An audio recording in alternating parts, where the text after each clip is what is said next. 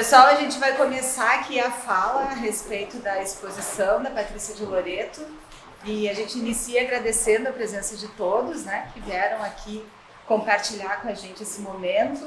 Quem vai dar a entrada é a Sandra Makoviec, diretora do museu e curadora das duas exposições. E vou deixar a apresentação para ela e depois a gente vai proceder com uma conversa, na verdade, né? Uma visita guiada onde a gente vai falar sobre o processo do artista, como foi se dando ao longo do tempo e pré e pós-pandemia. Ok. Boa tarde.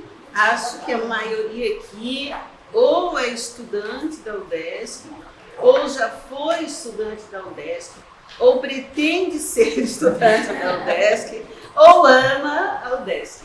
Bom, esse é o Museu da Escola Catarinense da UDESC. Esse espaço, para quem não sabe, foi a primeira faculdade de educação do Brasil e por isso que também é simbólico nós temos aqui um museu da escola, porque acaba ocupando esse espaço cultural, simbólico mesmo, do valor da educação. Então nós temos nesse museu exposições de acervo permanente que retratam a memória da escola, né? Não é ensino superior, é escola mesmo, de Santa Catarina e um imaginário mundial também, que nós fizemos durante a pandemia do ano de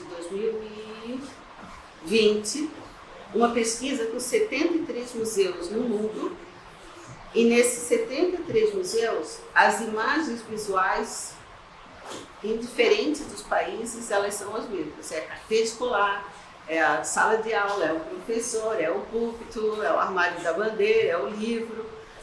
Então, digamos que sempre existe como se fosse uma matriz discursiva em determinados assuntos no mundo. E educação no Museu da Escola é um desses. Tá? Só que esse Museu da Escola, ele não vive só dessa perpetuação de uma memória de passado. O que se tenta fazer aqui é uma união de passado com presente e futuro, né? Preservando o que são de bons valores para o futuro, e no presente nós agitamos também o museu com eventos, congressos, até Feira de Ostra já teve aqui. Então, assim, o que é possível a gente acolhe, né? Por quê? Porque daí estamos tratando de cultura. Cultura acolhe tudo isso. Nesse espaço aqui, nós estamos tratando de arte. Arte é outra coisa. A arte é aquilo que não existia, que agora se faz, passou a existir por causa da Patrícia. Porque esses trabalhos são dela.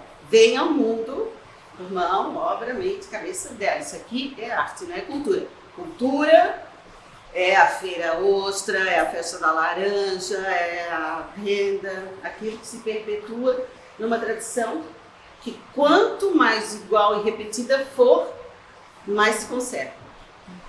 Então, na arte, a gente lida com o que não existia, a gente lida com aquilo que, se a cultura é a tradição, a arte é o que vem para romper a tradição e introduzir esse novo. Evidentemente que mesmo esse novo precisa do passado. Vocês vão ver na obra da Patrícia elementos do passado que, revisitados, adquirem novas formas, novas, não digo novas, porque até a palavra nova eu não gosto mais. Porque aí remete a essa originalidade, essa mania do novo do brasileiro, né? Que tudo que é novo, a última moda, não sei o que, é o melhor. Não é. Tem nada a ver com isso. Quando eu digo novo, é que ela está apresentando de um jeito que ainda não foi apresentado.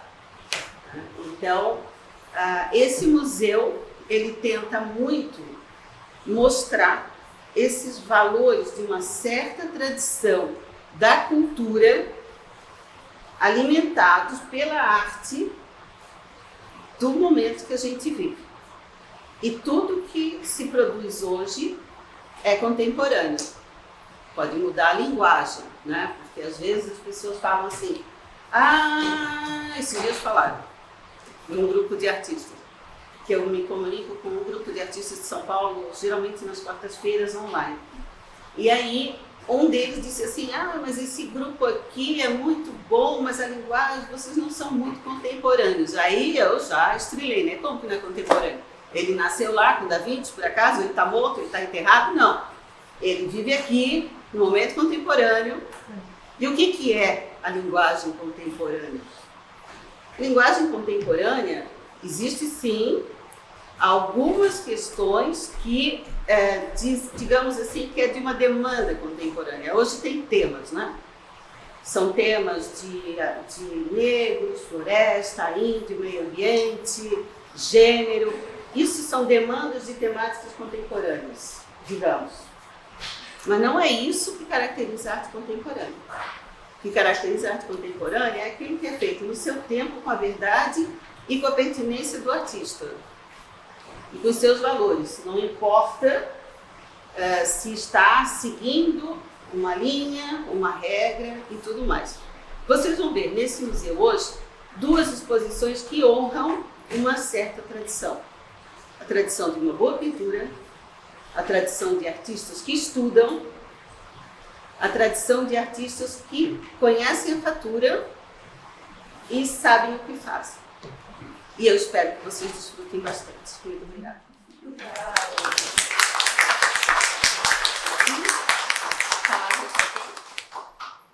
Quer falar alguma coisa? A Lu vai falar lá embaixo.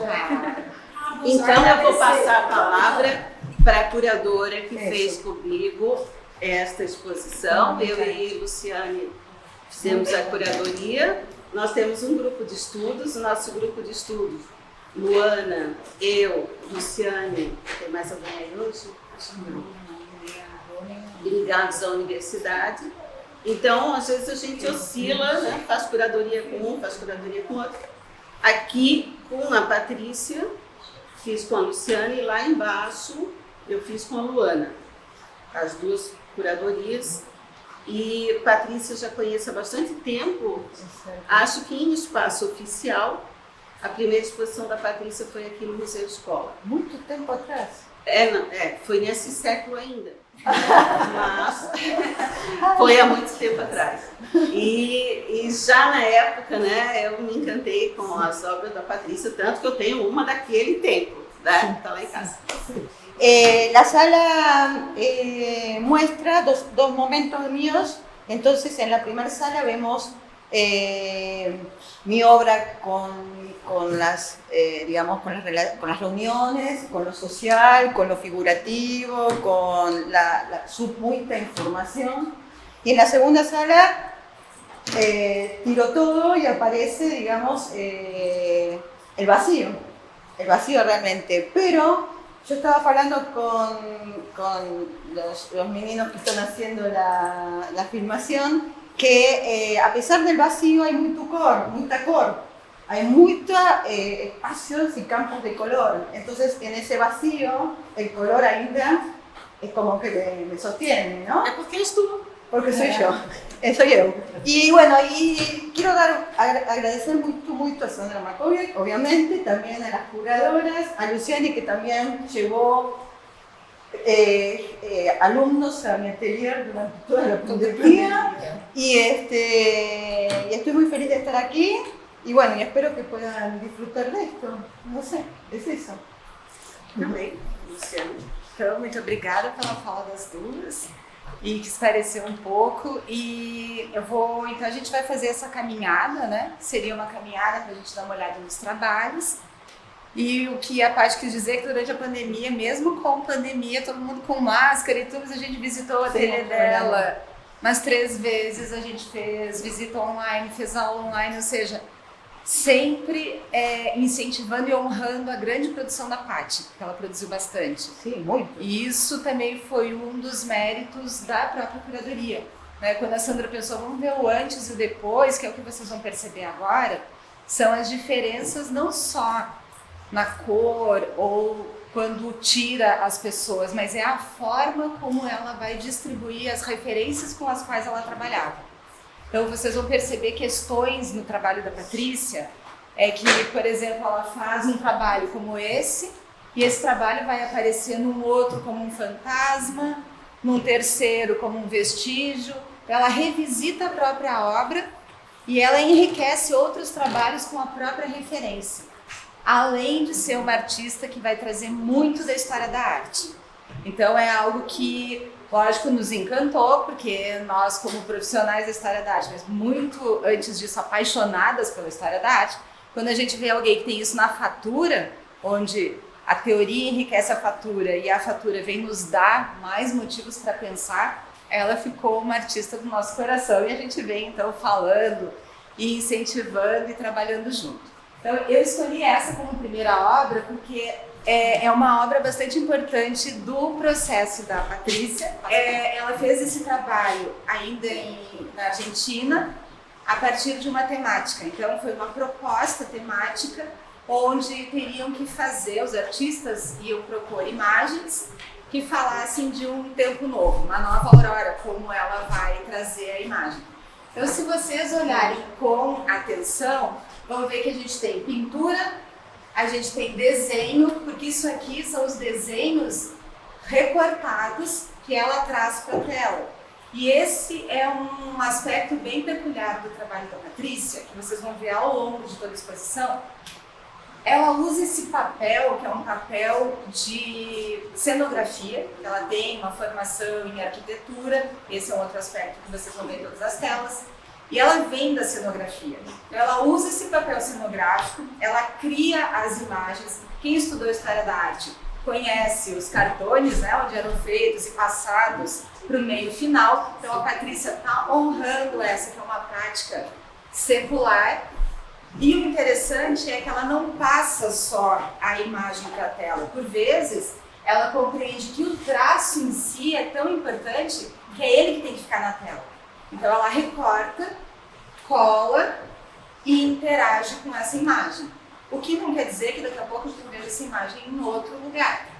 E aqui vocês vão ver que todas as pessoas olham o espectador, estão sentadas ao redor de uma mesa. Segundo a Paty, ela está pensando no momento de reunião, no momento de decisão, porque falaram um novo começo, então se discute esse novo começo, né? Se propõe reflexões a respeito desse novo começo. E aí ela traz homens bem vestidos, mas ela também traz um casal ali no fundo à esquerda, porque a Paty é uma pessoa sociável, se não fosse a pandemia era festa e festa da Paty, ela tem umas imagens de jantares e festas, e eu brinco com ela, essa não fui convidada, essa aí eu não sabia, porque tem uma coisa de troca, de diálogo, de interação social muito forte no trabalho da Patrícia. Então mesmo quando ela faz uma cena formal, lá atrás tem um casal interagindo, ali no fundo a gente tem uma referência à história da arte com o Caribé. Se vocês prestarem atenção nos desenhos, eles aparecem não só na colagem, mas aqui também. Então o risco também tem muita importância, o traço faz parte. E não por isso ela esquece planos de cor. Então os aspectos formais da pintura estão todos aqui, assim como o desenho, assim como a história da arte, e referências também a outros momentos, como o próprio Caribé ali, aqui uma escultura que parece que, nossa, por que tem uma escultura aqui, mas ela faz parte? E mesmo, talvez, não estando nesse ambiente, a maneira como a Patrícia nos oferece a escultura, ela não fica deslocada. É um díptico que ficou bastante tempo até escondido na casa dela. Cada vez que a gente ia lá, elas iam rolar os dois no chão para que a gente pudesse partilhar com os alunos. É realmente um trabalho que é bastante importante na caminhada dela. Então, por isso que eu escolhi primeiro. E um outro aspecto que eu não falei, se vocês fizerem uma viagem da história da arte rapidinho, lembrem que em vários momentos, principalmente ali depois do Renascimento, as grandes obras, a gente vai ter sempre a referência de quem é nobre, aristocrata, né, o clero, ou seja, camadas importantes da sociedade. A Paty, ela traz as pessoas que, teoricamente, seriam as pessoas que estariam dirigindo essa situação. Aqui ela tem alguém que remete ao clero, a gente não sabe de qual religião, mas está vestido com uma roupa que indica que faz parte de algo que permeia, pelo menos. E ela vai trazer também os artistas. Então, esses estariam na terceira camada de quem vai dominar essa situação. Vamos passar ali para outra? Aqui ela coloca o dono da casa, que é o escultor amigo dela, artista, que inclusive presenteou ela com uma escultura. E vejam que aqui a coroa dele, É a escultura. então aqui onde ele é o rei, a coroa dele é a própria obra. Porque é o que ele lega para nós, é o legado dele. Né? Esse é um grande legado. E as pessoas estão aqui todas desfrutando e como que... Sabe quando a gente faz uma selfie? Alguém fez uma foto instantânea em pintura. E essa foi a imagem que a Patrícia resolveu nos trazer para nos convidar a participar desse jantar, onde a gente tem uma perspectiva que vem de cima, como se a gente estivesse num mezanino. Deixa eu subir na cadeira e bater Sim, essa uma foto, vista né? aérea. Deixa eu pegar Sim. todo mundo. E percebam que existe interação. Mesmo que eles não estejam olhando entre si, a gente percebe que existe aqui um diálogo. Isso é uma coisa bastante interessante, porque o trabalho da Paty remete a essa interação. Existe algo ali que faz com que a gente compreenda que as figuras não estão um elemento aqui, outro elemento aqui, vários elementos isolados que não têm uma conexão. A Paty cria essa conexão. E um ponto importante é que ela começa a levantar, em certos momentos, e ele se mantém, planos de cores muito significativos. Então, no geral, a fatura da Paty, ela traz muitos vermelhos, os laranjas, não são os terrosos ou os meios tons, são grandes vermelhos, grandes laranjas, grandes amarelos, ela tem até telas, são quase fases, né, com esse nome, a tela amarela, a tela vermelha, porque é importante, é pungente no trabalho dela. E, lógico, existe toda uma iconografia por trás do uso das cores, que a Paty sabe disso, né? Não é algo aleatório. Então, existe aqui um olhar que é um olhar de quem estuda, porque se vocês já tiveram algum estudo na formação da cor, vocês vão ver que ela está usando complementares, mas elas não brigam.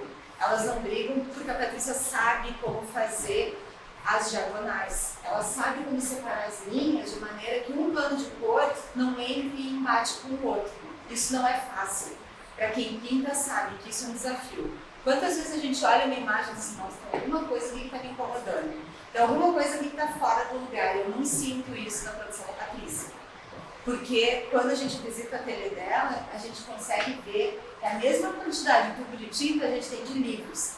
Mas são livros manuseados. Quando vocês forem na casa de alguém, vejam se o livro está muito limpinho e com poeira, ou se ele está todo amassado. E aí a gente vai ver o nível de interação com essa teoria. Então a gente vê uma teoria interagindo com uma prática. Porque uma coisa que a gente fala muito da fatura da Patrícia é que ela usa os elementos da história da arte, mas ela usa os elementos da técnica sem distinção de hierarquia. Então, na mesma tela em que ela está colocando o pó de ouro, ela está colocando o papel da cenografia, ela está riscando com giz pastel oleoso, ela tem o lápis. E uma coisa que é importante para a Paty é que ela determina onde ela vai usar esse pó, ou pó do pigmento, sem o meio para diluir, porque aí ele fica muito mais enfático, que é o que a gente está vendo aqui. Então, aqui vocês veem a reunião de amigos, a interação, a mesa, um olhar perspectivo, os planos de vermelhos e verdes e também os fantasmas, que de vez em quando a gente diz, mas Paty, são fantasmas ou são as transparências que podem evocar aquilo que o espectador quiser, né? E a gente completa com quem a gente quer, que são essas figuras que vão partir do esboço, mas vão se manter na linearidade, no gesto. E o que eu gosto disso é exatamente a coisa do gesto, porque é no desenho que o gesto do artista fica mais enfático. Se vocês pintam, vocês sabem que quando a gente trabalha com pincel, é diferente a interação com a passagem da cor. Quando a gente trabalha com lápis, o gesto ele fica muito mais marcado, mais dinâmico. E a Paty deixa as duas coisas. E aqui, assim como lá e na outra, a gente tem referências a outros artistas. E a gente vê isso ao longo da história da arte. Artistas que têm segurança e honra suficiente para honrar os outros. Ele não se pretende, vindo nada, eu sou único e eu não olhei para trás, não. Eu olhei para esse, eu olhei para aquele, eu olhei Caribé, eu olhei Matisse, eu olhei Meyer Filho, e eles estão aqui. Ou seja, ela traz uma família. E tem vários artistas da história da arte que fizeram isso. Essa semana a gente ainda falou do Vasari, né? O Vasari, ele fez a própria família. E a família dele foram os artistas do livro dele, né? E a Paty traz essa família. E é interessante porque, de certa maneira, essa família alimentou a pandemia dela, né? Foi quem levantou essa solidão, que foi uma solidão difícil para todo mundo, mas a gente ainda está brincando, tem tipos e tipos de solidão, estar sozinho, estar deprimido. Alguns são, que nem a Patrícia, produzem um monte, uma amiga, Sandra Ramalho, fez um livro. E outros, a gente se entrega e não vai a lugar nenhum, mas conseguiu produzir. Então, essa tela, eu gosto bastante dela, porque eu acredito que tenha sido um desafio para a Patrícia. Se vocês examinarem em termos formais, nós temos várias linhas, várias diagonais. A gente tem essa moça, essa.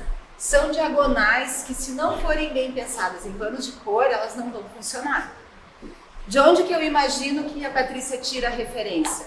Picasso, Demoiselle d'Avignon, quando ele faz aquela conformação de mulheres, onde ele desconstrói a imagem, mas a imagem ainda funciona. Até hoje funciona para nós. E aqui a gente tem as Demoiselle d'Avignon da Patrícia. Como que ela vai encontrar essa linha circular que faz o nosso olhar seguir a imagem sem que ela pareça deslocada? Percebam como ela vai mantendo esse papel em toda a circularidade da tela. Isso faz com que, sem raciocinar, sem que a gente pense, bom, eu vou olhar essa tela dessa maneira, o nosso olho persegue a composição e ele consegue passear por ela. Então, as diagonais, elas evocam a movimentação, o dinamismo, existe algo vivo aqui, mesmo que estejam todas sentadas. A gente não tem ninguém caminhando, ninguém se movimentando, mas não é uma tela estática, porque existe um pensamento aqui de diagonais. E ela não é uma tela que fica desconfortável, porque existem planos de cor e formas de montar esse conteúdo que acompanha o nosso olhar. E dependendo de como a gente olha, ela colocou brilhos. Não sei se daí vocês conseguem ver, mas quando a gente olha de um lado e de outro, a gente tem prateados e dourados, que vão enfatizar um ou outro ponto. Então, mesmo com a circularidade, ela não é uma tela que tem o mesmo ritmo. Então, ela se torna interessante, porque a gente também pode incorrer no erro de fazer algo que tem muito movimento, então eu vou querer dar uma harmonia por planos de cor. E aí se torna cansativo, monótono. E quando ela joga alguns tons diferenciados, estampas com dourado, prateado, sem querer ela traz um interesse diferenciado, pontos que fazem com que a tela se sobressaia. E aí ela cria um diferencial. Ela cria algo que a gente olha e diz, Patrícia de Loreto. Né? Não é eu ou lá sei eu quem pintando, é Patrícia de Loreto. A gente tem uma assinatura poética aqui, que é bastante importante em toda a fatura do artista. Criar esse caminho que é o que a gente chama de assinatura poética. Tem artistas que a gente brinca que tem fatura esquizofrênica, faz um dia uma coisa, outro dia outra, mas aí não se aprofunda. Não está errado, né? Todo o processo faz parte. Mas existe um momento que a gente tem que aprofundar, tem que ter coragem. E aqui ela conseguiu se aprofundar tanto no seu desafio que deu certo. Assim como naquela grande. Então são composições que, se a gente olhar pelo lado do artista pensando essa composição, são grandes desafios para que se tornem interessantes. E aí ela sai de uma escala de grandes vermelhos e dourados para uma bem menor. Posso continuar aqui? Pode. Essa tela, apesar do tamanho, ela mantém entre aspas, a monumentalidade. Como que a Patrícia vai conseguir isso? Diferente das outras, ela tem um peso de cor aqui embaixo extremamente interessante. Mas não é só o peso de cor. Se vocês observarem, ela não tem nessas outras telas esse rigor que é algo gestual quase inacabado. como se a gente estivesse vendo uma artista que trabalhou um giz pastel quase inacabado, com uma gestualidade aqui que evoca um espaço colorido. E aí a gente chega num ponto que é importante em todas as telas da Patrícia. Ela não nega o passado dela na arquitetura. Em todos ela cria um espaço arquitetônico onde ela monta uma cena que as coisas vão acontecer. Ela não faz um fundo neutro e cria uma situação. Eu vejo que em todos ela localiza. É uma sala de jantar, tem uma série em que todas indicam uma porta e uma saída. Como se ela sempre nos dissesse, na próxima eu levo vocês por aquela porta, nessa eu vou só deixar a porta aberta. Então a coisa da arquitetura, de localizar essas pessoas no espaço, é importante na fatura da Paty. E aqui o espaço vai ter um peso muito forte. Mas a gestualidade aqui em cima ela é tão pronunciada que essa tela ela se torna, ela pega a gente. Tanto que essa já foi vendida, foi rápido, porque é uma tela que chama atenção. Mesmo quando a gente tem aqui só os fantasmas. E eles aqui, aí eu pergunto para vocês entendem eles como os protagonistas da cena ou como a tela que enfeita o espaço arquitetônico, que ele sim é que é a estrela da cena. Então, por vezes, a gente entra nesse padrão. Quem é a estrela da cena? A estrela da cena, na Patrícia, muitas vezes, é a cadeira. Ela adora uma cadeira, ela tem cadeiras lindas. Então, é o olhar daquele que teve esse treino de olhar design de interiores, consegue perceber o valor da forma e o quanto é importante a gente ter esse tipo de referência dentro de casa. E ela traz isso como um elemento importante na sua pintura, na sua fatura. Alguma pergunta até aqui? Comentário, colocação, antes da gente passar para a próxima sala? Esta obra es un homenaje también a los amantes de Jericó. Eso ya falei varias veces. Que vuelve a aparecer varias veces en otras obras. Então, essa reverberação da história da arte, ela é tão importante na fatura da Patrícia, é algo que enriquece muito. Eu gosto porque enriquece a imagem, mas enriquece o nosso olhar, porque aí a gente começa a olhar lá no ateliê, ela chega a buscar um livro, e aqui eu vi isso, que me lembrou aquilo, que trouxe esse desenho. E aí ela tem caixas e caixas desses fantasmas, onde tem a cabeça, um pedaço da cabeça, uma orelha, uma mão, como se fosse, lá no Renascimento, os estúdios tinham isso em mármore, né? Com aquelas descobertas arqueológicas, tinha um pedaço de um braço, um pedaço de uma perna, uma cabeça, em mármore.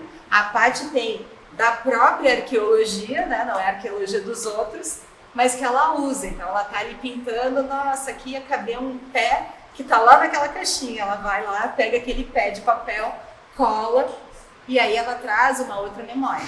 Porque quando a Patrícia usa imagens de outras telas, de outras composições, existe uma memória que permanece. E se a gente tiver o privilégio de olhar séries com atenção, a gente consegue fazer um mapeamento. O que veio primeiro, onde que ela olhou para chegar naquele resultado. E esse é um exercício que faz parte da história da arte, mas faz parte também da arqueologia, faz parte de todo aquele que é um pesquisador que quer descobrir de onde vêm as coisas. Né? Eu quase passei por essa aqui, mas ela é uma tela importante, porque como eu falei para vocês, todas as imagens de várias séries da Patrícia, lógico que o que a gente tem aqui é um recorte desse tamanho, porque o apartamento da Patrícia é o que ela chama de a casa tomada, né? É o apartamento tomado pelo ateliê. Então a gente tem uma profusão de telas para escolher quando faz uma curadoria. E um ponto importante são os planos vermelhos, os planos laranjas, que aqui vem o amarelo, então é um derivativo. A gente tem aqui o vermelho indicado, tem o amarelo, temos o fantasma. Aqui a gente tem uma indicação da história da arte, perto de um outro fantasma. E vejam que aqui a Patrícia não pinta, ela desenha. É como se viesse realmente um fantasma, um vestígio, uma sombra da história da arte que ela não pode deixar de mencionar. Então, eu não vou querer dar tanta ênfase, mas precisa estar aqui. A gente tem as cadeiras que eu falei, o espaço arquitetônico que ela montou, com portas e janelas que nos indicam que esses espaços podem frutificar em outros. E a gente tem essas pessoas que conversam, exceto essa. Quando a gente tem uma figura que olha o espectador, pensem o que o artista quis dizer quando ele faz uma figura me olhando. Com certeza, o artista está querendo nos perguntar ou nos desafiar a descobrir alguma coisa na obra. Quem pinta sabe, não é aleatório quando se coloca um olhar direto para o espectador. E a Patrícia não faz isso sempre. Aqui, quando ela tem essa moça parece que está tomando nota de tudo que a gente pensa e fala da própria obra. Então, ela é espectadora e agente atuante ao mesmo tempo, né? Vários artistas da história da arte fizeram isso, se colocaram e nos colocaram na obra. A Patrícia não foge, mas de uma maneira que é contemporânea. Ela localiza o trabalho dela hoje pelas questões que ela traz. E aqui a gente tem Peter Doig. Peter Doig, que é um artista que a Patrícia está numa fase bem apaixonada por ele. Como? O Rótico, aqui atrás. A gente tem aqui um elemento que é um elemento ornamental, decorativo, que remete ao orientalismo. Então tem alguns momentos que a gente vê essa referência oriental na parte. E percebam que os planos de cores, apesar de a gente estar numa fase amarela, tem um momento que ela começa a evocar certos azuis e verdes, que foi uma coisa que a gente se deu conta só quando a gente fez a curadoria. Que tem um ponto ali que eu acho que ela abandona o vermelho e o laranja. Isso quer dizer alguma coisa, não é algo também que, hoje eu escolhi essa cor. Faz parte de um processo. Se a gente estudar as cores, o que ela traz para nós quando a gente olha muito o vermelho e o amarelo, né? São cores muito mais turbulentas, muito mais quentes. Elas desafiam muito mais. Os verdes e os azuis, eles acolhem, apesar de serem cores frias. Aqui parece que ela está nessa transição. E talvez seja até coerente, porque a pandemia não foi um momento de movimentação, turbilhão, de desafios. Foi um momento de se pegar um passo mais tranquilo, um momento mais intimista, um momento de acolhimento. E aí a gente vai perceber nas outras telas da Patrícia quando a pandemia acontece. Essa tela, vocês já estão percebendo um pouco o ensaio dos verdes e dos azuis que eu falei. Ainda não é algo estabelecido, porque é como se a Patrícia dissesse, ok, eu estou fazendo a transição, né? Toda essa metamorfose. Mas ainda tem o vermelho. Esse fantasma é enfático a ponto de ter tons mais claros que evocam os tons anteriores. A gente tem um cabelo vermelho aqui, né, um laranja bem enfático, então ela ainda está trazendo essas referências, assim como nessa tela. Nessa composição, a gente também tem o espaço arquitetônico bem enfatizado. Então, aquilo que eu falei de a Patrícia montar um espaço e localizar, se vocês prestam atenção, é ela aqui. Ela se coloca na própria tela e é interessante porque quando a Patrícia se coloca, não é normalmente com grandes cores, é mais nessa questão da gestualidade e do fantasma. É como se eu tô, mas não tô, né? Eu entro, mas eu não sou ali o ponto mais colorido, o ponto que foca primeiro. Mas mesmo assim é o ponto que a gente olha primeiro. Porque também ela coloca ele na frente da composição. Vocês veem que ela está tão próximo de nós que até os pés saíram da tela. Isso é uma colocação próxima ao espectador, né? Isso é um recurso. Se os pés dela estivessem no nível dessa banqueta, esse sofá estaria na frente. E isso a gente não precisa fazer uma análise formal para ter essa sensação. É algo que o artista faz e a gente percebe lendo a imagem ou simplesmente sentindo, interagindo com ela. E esse espaço aqui, vocês veem que é um espaço importante, onde ela coloca aqui uma estante transparente, ela evoca a própria referência que ela vai ter em outras imagens, com escultura, com livro, com elementos que fazem parte da cultura mais popular e com o passado dela da arquitetura. Então, os móveis, teve uma aula que a gente fez que eu tentei mapear todas as cadeiras da Patrícia, foi muito bom, assim, porque tinham cadeiras com veludo, cadeira com couro, cadeira com braço de metal. Ainda brinquei com a Patrícia, que fetiche é esse por cadeira, mas é bem interessante. E aqui a gente tem uma delas. Então a gente tem uma cadeira que podia estar na Casa Cor. Mas não é o elemento principal da obra. O elemento principal ainda é essa moça, como que em estágio pandemia, né? Já relaxada, lendo, desfrutando, mas a gente ainda tem figura humana. A gente tem um turbilhão de imagens aqui embaixo. Esse é um quadro mío que está, digamos, debaixo da figura, mas é um quadro mío de outra época. Então, a referência da Patrícia fica aqui e referência a outros artistas aqui para cima. A gente tem um Giacometti aqui, tem outro Giacometti do lado. Giacometti e Leonardo da Vinci. A gente tem o cabeça do Diego, né? O retrato do Diego. Temos outras imagens, então a gente tem várias temporalidades. É como se a gente pensasse vários véus, que a gente tenta ir levantando os véus para tentar descobrir quem é a Patrícia. De onde é que vem isso? Investimento do espectador. Quanto mais a gente investe em ler, ir atrás, buscar quais são as referências que nos interessam, mais essas imagens são ricas para nós. Então a verdade é que o artista nos dá, a obra não é mais da Patrícia, é nossa, imagem dada, né? O artista não tem mais domínio sobre ela, a gente pode dizer o que quiser dela. Então, uma vez que a imagem está dada, é o artista se colocando. Agora, se eu não for atrás de tentar enriquecer o meu repertório, quem que está perdendo? Sou eu, que não acesso isso tudo que seria possível a ponto de me encantar nesse trabalho. Tem um teórico que a gente lê de vez em quando, de Huberman, que ele diz que são momentos em que a obra olha de volta. O momento que a obra olha de volta é quando ela nos encanta, é quando ela nos diz alguma coisa e a gente acessa esse discurso.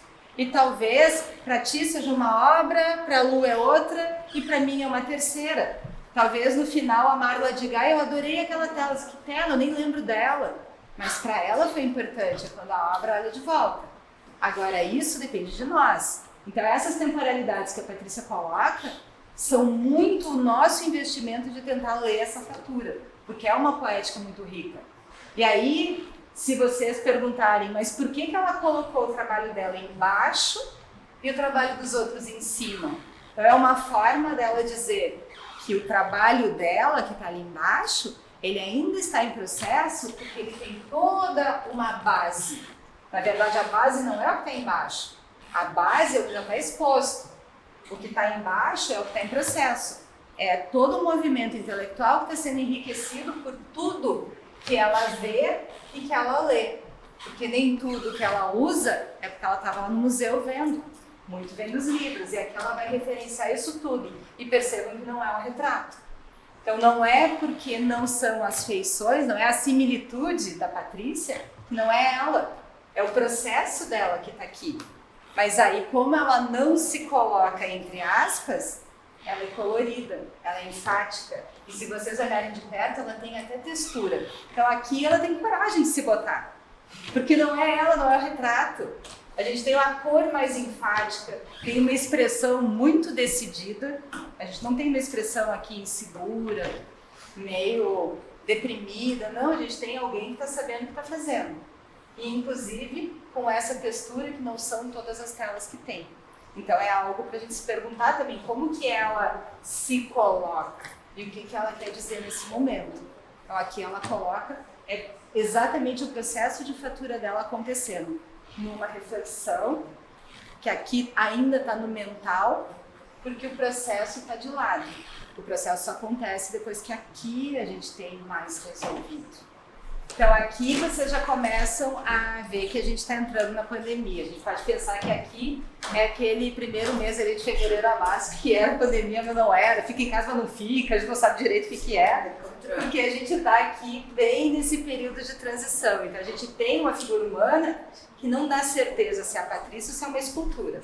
Eu já me perguntei várias vezes se seria a Patrícia, se seria um reflexo da Patrícia, porque parece que a gente está em frente a um espelho, não é um espelho d'água. Então essa é uma outra questão que eu não falei antes. A Patrícia, ela dificilmente lida com aquilo que é natureza, paisagem. Ela lida com tudo aquilo que é feito, é fatura, ou seja, é produto da mão humana. A Patrícia, ela revê muito os produtos, o que a gente faz com o mundo que a gente vive. arquitetura, desenho, pintura, artesanato. Então a Patrícia fala daquilo que é produto do pensamento e da genialidade, digamos, da habilidade humana. E aqui não é diferente, então não é um espelho d'água, porque não faz parte do processo da Patrícia colocar essa imagem num parque, na praia. Tem uma praia só que a Paty fez, né, que é uma imagem, quando ela chegou em Florianópolis, quem é que não se encanta com a paisagem de Florianópolis? É impossível. E aí ela também se encantou, vendeu, né, Paty? Sim. Essa também não está mais com ela, Sim. mas não fazia parte dessa assinatura poética, digamos. Então, quando eu olho essa imagem, eu vejo mais uma mesa de espelhos do que algo que remete a um espelho d'água.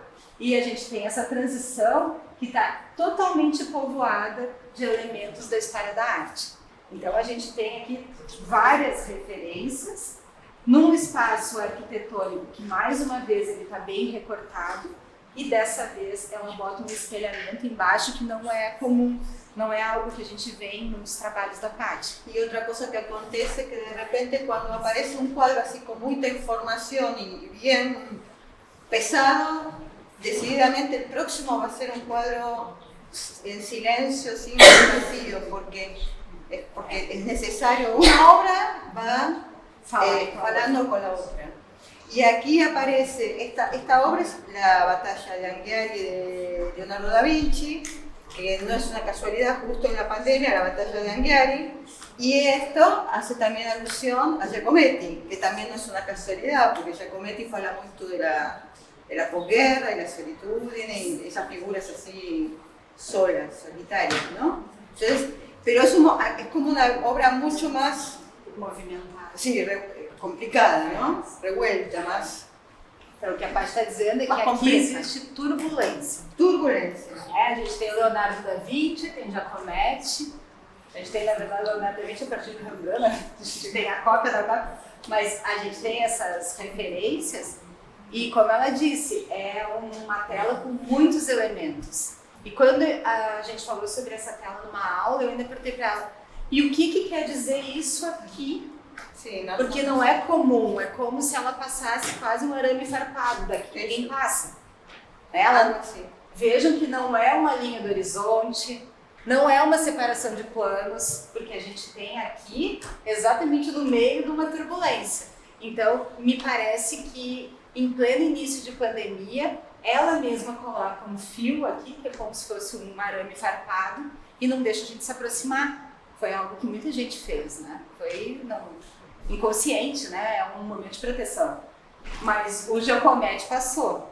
Né? O Giacometti, quando fala da guerra, o Giacometti passou. E ela traz muito essas figuras alongadas do Giacometti que falam de ponto de vista.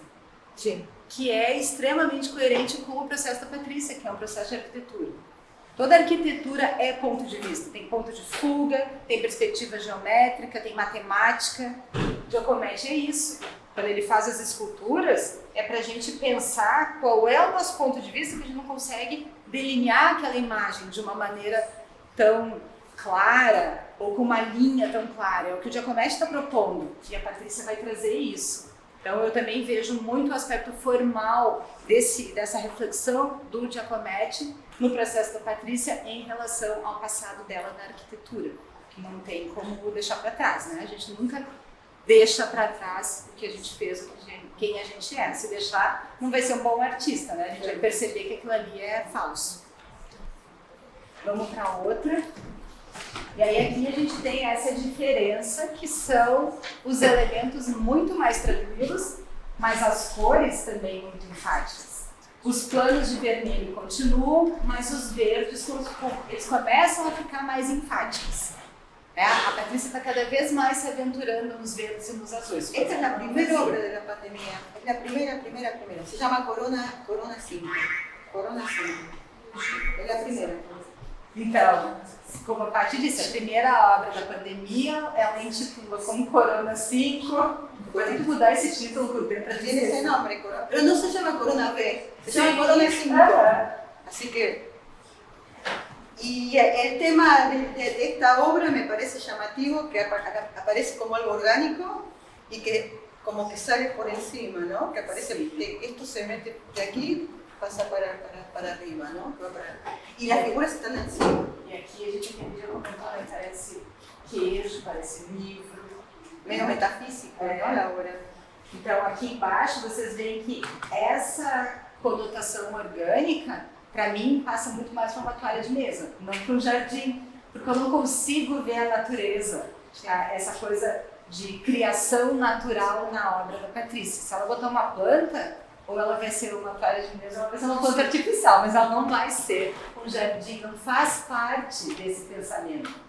E aí ela traz de novo o Giacometti, planos completamente vermelhos, então é algo que é essa turbulência interna que ela está trabalhando, mas de certa forma tentando dizer calma, Patrícia, porque aí ela diminui os elementos, diminui as linhas, diminui o tipo de interação, então a gente não tem aqui uns dourados, a gente tem muito mais uma coisa monocromática com a movimentação aqui embaixo com giz pastel oleoso. Então aquela não hierarquia. E aí na primeira vez que a gente olhou essa tela eu ainda brinquei com ela. Parece um grande pedaço de queijo, um pedaço de queijo menor, eu estou com fome. Porque eu só via comida quando eu olhava. Depois eu olhei de novo, nossa, são livros. E aí a parte não, é algo metafísico, é algo que vai transcender, é um puff. Então, eu acredito que dependendo do momento, a gente também pode ver aquilo que remete, né? Mas a primeira vez que eu olhei só conseguia ver comida aqui. Bueno, pero está bueno que los sentidos afloren, cualquier sentido está bueno. E vejam que ela tem essas indicações, assim como ela tem portas abertas ou janelas que dizem existe um outro mundo, né? No meu pensamento existe um outro mundo, aqui a gente não tem a porta, mas tem um móvel. Como se ela dissesse, eu estou fazendo um recorte, mas o meu mundo é muito maior que esse, eu só não estou mostrando para vocês. Eu escolho não mostrar, mas existe algo que permeia isso tudo. Aí aqui a gente chega nos azuis, então eu vejo que é a parte se reciclando mesmo. Ela abandona um vermelho, ela usa uma tela que é um clássico da história da arte, né? Um retrato da Berthe Morisot, pelo Manet, e aí ela vai trazer a Berthe Morisot como a grande estrela da tela dela. Mas ela não está alheia a isso tudo, então. Não existem as pessoas, existem os amigos da Patrícia, a família da Patrícia, que é a família da história da arte. Mas a parte, ela se coloca aqui, né? Então ela é o esboço disso tudo. A história da arte traz a obra finalizada, mas a parte trabalha sempre no esboço, ou seja, ela está sempre trabalhando o processo a partir de algo que venha, uma reflexão, onde essa família toda permeia. E a gente tem mais uma vez aqui a arquitetura, mas aqui num elemento extremamente formal, né, que é uma coluna, e aí ela nos joga lá nas ruínas da arte romana, do Império Romano, ela pode nos botar no Renascimento, ela nos coloca em vários momentos da história, só por um pedaço de uma coluna. E isso faz com que a gente veja o quanto essa tela anda pelo tempo. Né? A gente está aqui no século XIX com os grandes azuis do Manet, a gente tem aqui a Patrícia se colocando, e aí vocês veem que ela se coloca na cadeira. Eu digo que ela tem fetiche com cadeira. Essa cadeira é muito linda, é um azul cobalto. Nossa, se a gente for pensar na história da arte, esse cobalto podia definir qual era o estatuto do artista. Se o artista não fosse muito bem colocado, não tivesse um grande mecenas, ele não teria jamais acesso a esse pigmento. E aí a Patrícia traz o pigmento purinho aqui. A gente sente quase um veludo. Então fala também de um apreço pela matéria, não é só pela história, é um apreço pela materialidade que a tela pode evocar. E aí aqui ela vai botar esse tapete, onde as diagonais do tapete entram em conformância com as diagonais da mesinha, para que haja aqui uma estrutura, uma base. Por mais que as diagonais fiquem embaixo, elas servem de base, de estrutura, e elas não desequilibram a tela. Porque aqui a gente tem muitas verticais. Tem as verticais da coluna, tem das nervuras. Aqui a gente ganha estabilidade com a base da coluna. Depois isso se repete. Mas para não ficar algo geométrico, construtivista, a gente tem aqui a Berthe Morisot, que é completamente orgânico. Então a gente tem gestualidade, tem linhas e tem essa profundidade que o próprio Manet dava ao olhar para o espectador. E se depois vocês vierem olhar de lado, vocês vão ver que tem partes dessa tela, como esse plano e esse, assim como essa linha, que tem verniz. Então ele interage diferente. A gente entra diferente na tela com esse tipo de resolução. Não é a mesma coisa.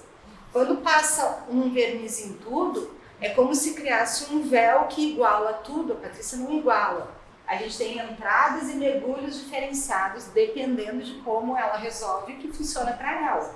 E por isso que essa poltrona tem esse aspecto aveludado, enquanto aqui não tem, e poderia ser o mesmo tecido. Mas só o fato de ela aplicar o verniz muda a maneira como a obra chega para nós. Essa foi uma das queridinhas da exposição. Eu queria falar uma coisa que é interessante, assim, que é o uso da diagonal na base, como a Patrícia faz, e a gente vai ver como é comum em várias das pinturas, né? Então, quando a gente vai estudar, estou aproveitando que eu estou com meus alunos, que eu sei o que eu ensinei, né? Então, quando a gente vai estudar, né, o Renascimento, a gente vê como é que os artistas vão usar até a linha que às vezes do próprio piso, né, como a gente está aqui para construir esse espaço matematicamente através da perspectiva científica. E o que eu vejo que a Patrícia faz, e aí eu acho tão interessante o próprio Manet aí, é porque ela subverte isso, né? Ela usa essa diagonal na base, mas como afirmação da própria bidimensionalidade da pintura, né? Mesmo nesses espaços que ela, como boa arquiteta, ela, claro que ela domina completamente essa que seria essa construção da perspectiva científica, o tempo todo ela joga com o nosso olhar de novo para o bidimensional. Exacto. Né? Sí. Como que le doy, para mí lo importante en la obra es esa bidimensionalidad.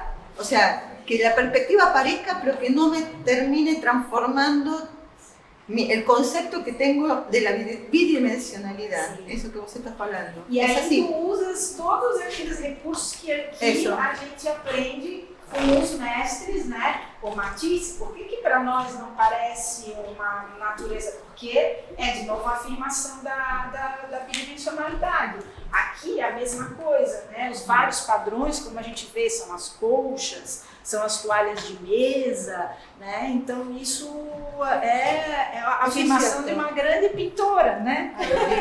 Obrigada. Pero es cierto lo que usted está hablando. Es como tú ven, entiendo todo, sé cómo es la perspectiva del Renacimiento, pero yo sigo con la bidimensión y así se lo voy a mostrar, se lo voy a seguir demostrando. Es eso. E aí aqui mais uma tela de pandemia, mais uma tela pandêmica, né, onde a gente não tem elemento aí nenhum que evoque a presença humana, porque ali Alberto Morisot ainda pode enganar, né? Quem não conhece o Manet pode pensar que a Paty teve essa incursão no tempo, mas quem conhece vê que é uma representação de uma tela. Aqui, aí ela não nos dá essa dupla ficção, ela joga exatamente com os elementos que são produto da fatura humana.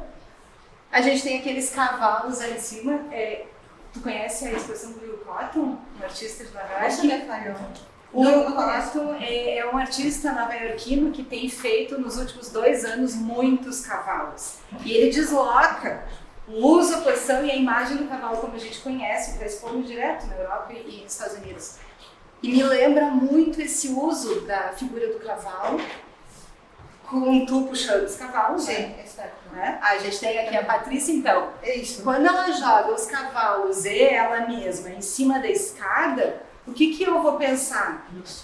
A memória, o sonho, né? Ela lembrando de coisas que ela fez quando o mundo era o mundo até 2019, quando era o mundo normal, presencial. No momento que o mundo passa a ser virtual, isso tudo passa a ser memória. Passa a ser sonho, vontade, não é mais algo real, não está mais no nosso mundo sólido. É bastante onírico, não? É onírico. Muito onírico. E aí a gente tem mais uma vez as diagonais que a Lu falou, as diagonais aqui embaixo, os elementos da arquitetura, remetendo a outros artistas. E é interessante que aqui a gente tem uma esfera, que não é comum na fatura da Paty, as esferas. Então parece que aqui ela está olhando o mundo diferente. Com certeza ela está olhando diferente, ela está só dentro de casa, né, falando por Zoom com a gente, ou a gente entrando lá, invadindo o espaço dela. E aqui, mais uma vez, as referências vegetalistas, mas aqui com a questão oriental. Vejo que ela vai remeter ao orientalismo pela cor, pelo uso de uma planta que até pode lembrar o tipo de acabamento dos bambus, e aqui certos cangis. Como uma alga, não? Como uma espécie de alga. Algo estranho. Pode parecer uma alga também, mas para mim é. Mas ela tem uma verticalidade. La escala esa estaba viendo en ese momento exactamente a Duchamp, con la escala de Duchamp, y ahí se me ocurrió el cuadro con la escala. Eu gosto mais da tua escala que da dele. En la escala de mi apartamento. Do teu apartamento, eu lembro. E aqui vocês veem o desaparecimento dos grandes vermelhos e laranjas, só que não, né? Porque ela bota um rosa. É como que ela diz assim, eu tô abandonando, mas eu não tô conseguindo abandonar de todo, né? Então o verde ele é muito mais enfático, ela tem outros tons de azul, ela repete ele aqui, traz de novo, mas aí vem o rosa, que também não é comum, porque a Paty não trabalha muito os tons pastéis, ela trabalha o material pastel, o que não é a mesma coisa. Os tons dela são sempre tons enfáticos, nunca são tons mais suaves, que convidam ao descanso. Não é essa a pegada dela, a poética dela é diferente. Então aqui a gente chega no momento total de recolhimento do Covid, né, da pandemia, porque a Paty aí ela vai pro quarto e aí ela traz o Matisse, e aí eu perguntei para ela, mas e aqui, né, que aí são os mosquitos, porque a gente está em Florianópolis, não tem jeito na parte. Mosquito é algo que a gente não escapa. Até o mosquito ela transforma poeticamente, né? E aí aqui a gente tem duas referências de obras antigas da Patrícia. Então, lá a gente tem o sonho, né? O que ela fazia, puxando os cavalos, ela no momento de lazer. Aqui tem referências de coisas que ela fazia antes, e aqui a gente tem texturas. Vejam que na cama dela, ela vai fazer aquilo que eu estava brincando da metamorfose. Um lado são os vermelhos, o outro é o verde. Então ela está se decidindo ainda. E a gente tem uma diagonal porque isso ainda está em movimentação. Mas eu gosto bastante de olhar esses dois, porque são as referências às obras dela, diferente do Matisse aqui em cima, que ela conecta com o trabalho dela, né? Como se houvesse aqui uma conexão que não é nada literal, mas que existe. Mas quando é o trabalho dela, vem com esses fantasmas, com esses recortes desse papel cenográfico, que inclusive é um papel bastante difícil de conseguir. E a Patrícia se mantém nele, então isso é algo que faz parte da base da fatura dela. Esse papel que é um papel bastante específico. E aqui a gente tem todo um plano, que é um plano de verniz, que parece que meio que desloca o canto da cama. Porque eu imagino que a Paty nessa hora ela tá no recolhimento, não na cadeira, né?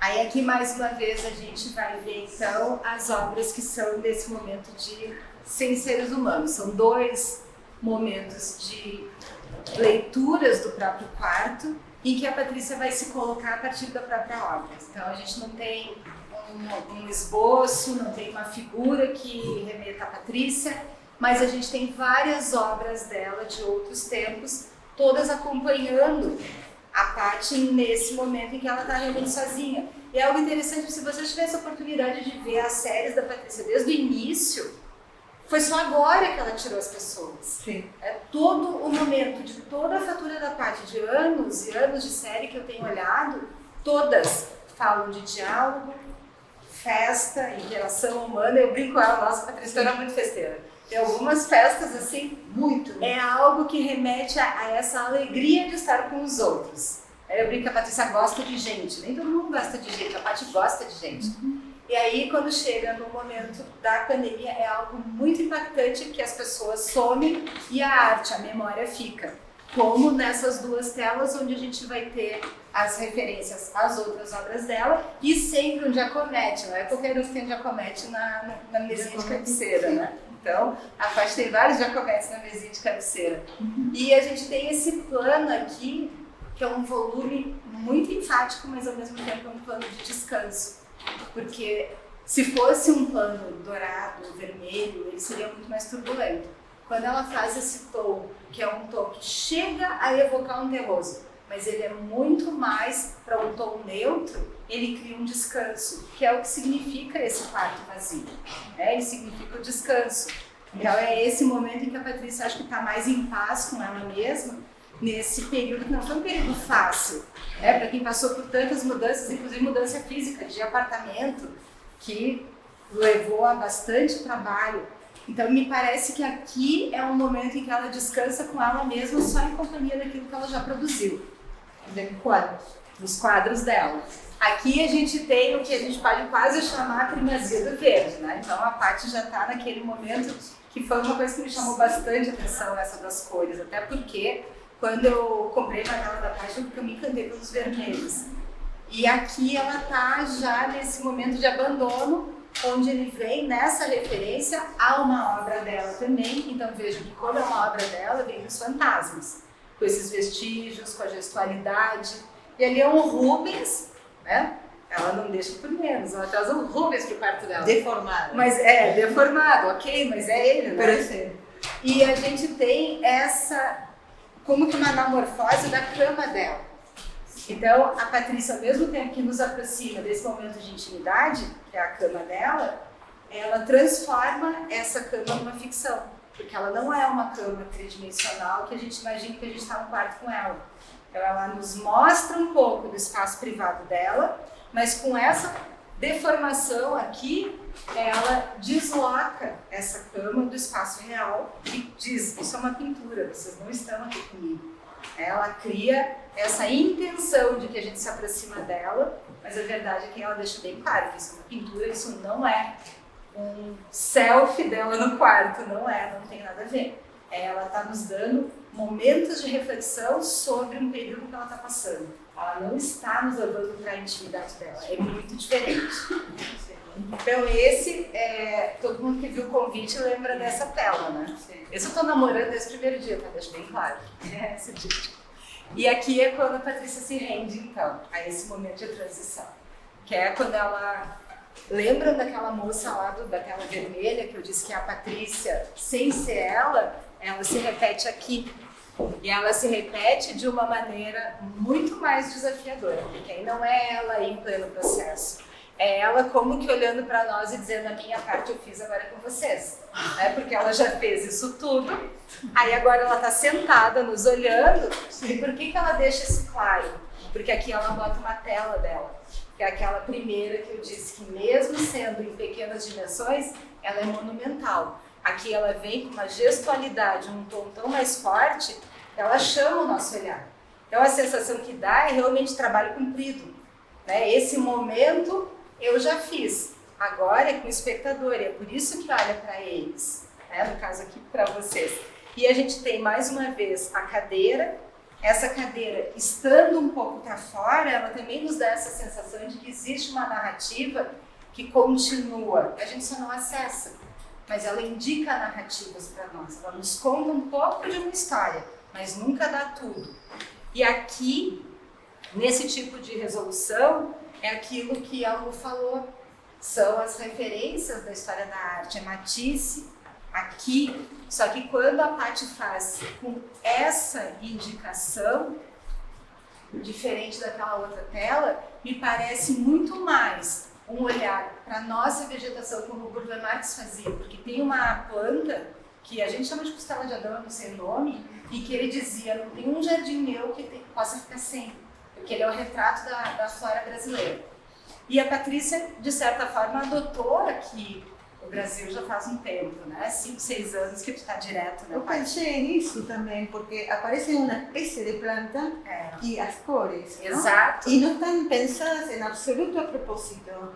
Pero cuando terminé la exposición, que fue con este cuadro, y le puse el título de la exposición, aparecen estas cores. Foi que a sensação que eu tive, que com essa tela, foi essa coisa de aceitação, né? Ela remete ao Brasil. Sim. A Sandra briga que ela mesmo fazendo estudo não aprende português. A Sandra está sempre brigando com ela. Eu estou estudando. Sim, eu sei.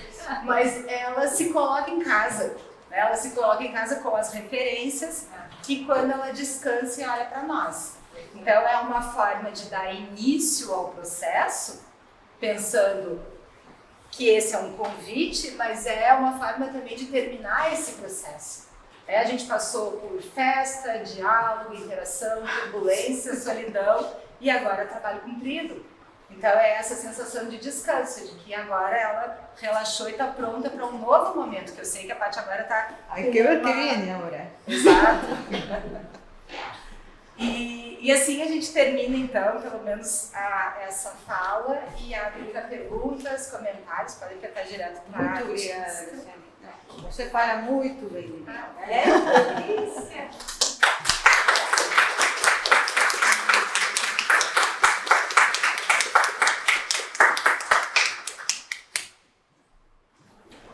E aproveitem para apertar que nem é sempre que a gente tem acesso ao pensamento da artista por ela mesma. Você falou tudo. Sim. Não, em aula eu brinco. Você falou tudo. Não posso ter explicado tão bem que não tem pergunta. Mentira.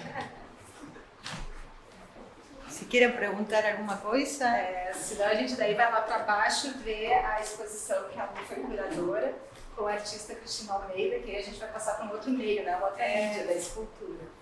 Eu queria perguntar se os fantasmas que você coloca meio que representam uma memória sua, porque sempre tem algumas pessoas que estão sem pintura, mas outras que estão.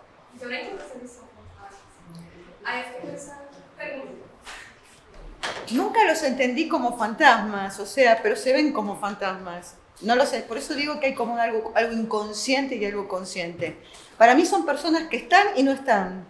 Como que hay una situación medio... que como que si ves en color, con color sería otra cosa, ¿ves?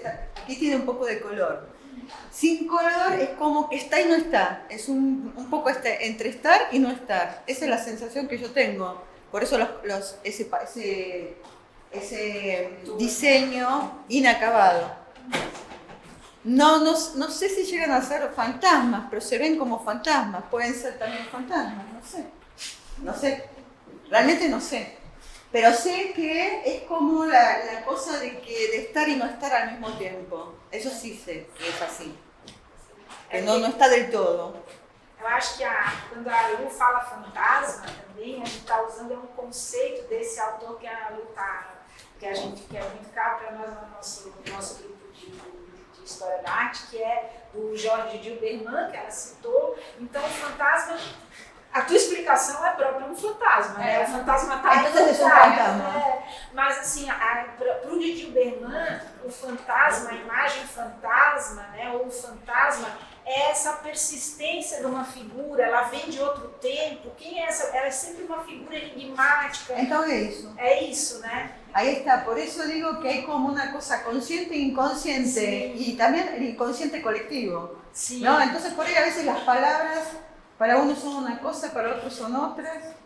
El pintor por eso pinta, porque las palabras medio como que confunden un poco, entonces pinta. Pero es un poco un fantasma, claro. Es una cosa que está y no está. E aí, como tem essa presença, né, como a gente vê a Berthe Morisot, como a gente vê o Giacometti, quando a gente vê o Rubens, então, e esse teu diálogo com a história da arte, esses autores vão falar dessas imagens que retornam, né? Então, esse Rubens desmanchado, ou o Giacometti, que é uma escultura, é 3 dimensões, mas aqui ele também aparece só como uma silhueta, né? Então são essas presenças de outros tempos que vêm, né? Exato, é isso.